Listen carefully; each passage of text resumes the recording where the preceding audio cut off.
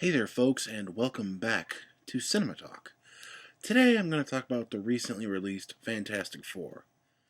Now, to be perfectly honest, I have not seen the new Fantastic Four movie myself, but I know people who have seen it, and I've listened to tons of reviews on it. And this apparently it really sucks. Like, it sucks so bad that those two other ones that really sucked look are actually way closer to the actual Fantastic Four than this modern version, which usually is the reverse. But what I just want to talk to you about is the upcoming Deadpool movie, the upcoming X-Men movies, and, in a way, the Amazing Spider-Man movie. Now, like I said, I didn't see this movie. I can't judge it either way. All of what I'm going to talk about is kind of hearsay.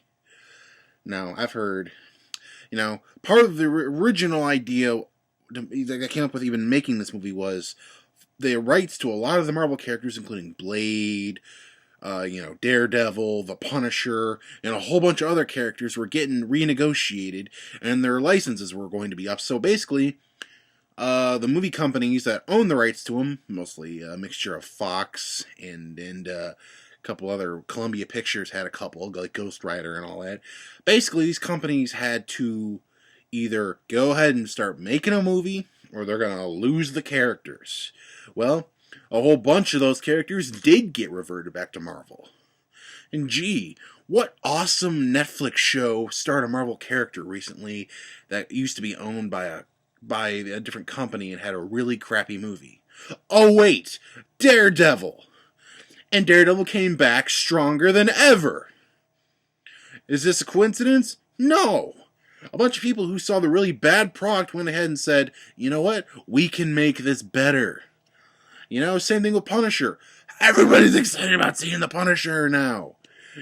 Punisher movie couldn't get made. Closest thing we had to it since Warzone, which was god-awful, was the Dirty Laundry short. And everybody was kind of hoping for another one of those, but due to bullshit with rights, Warzone originally did start out as a True Blue sequel to the second Punisher movie, not the Dolph Lundgren one, the second one, Thomas Jane. But that didn't wind up going anywhere. So, what are we going to do? Basically, what I'm really concerned about is the other Marvel movie that's coming out. All the other two Marvel movies that are coming out within the next couple of months, more winter, summer, next summer, all that kind of stuff.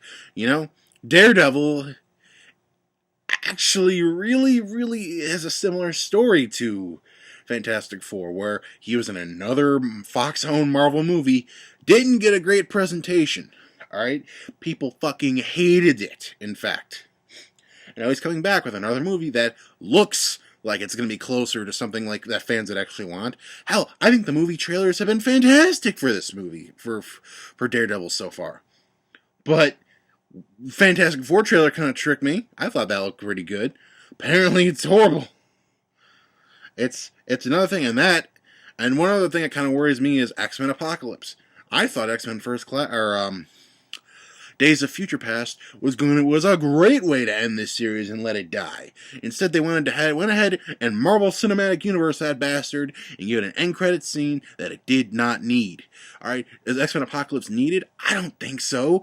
People are already looking at the costume going, hey, look, it's Ivan Ooze from Power Rangers. It's like, and it goes to show that not all these movies, especially like Amazing Spider-Man 2 tried to do this.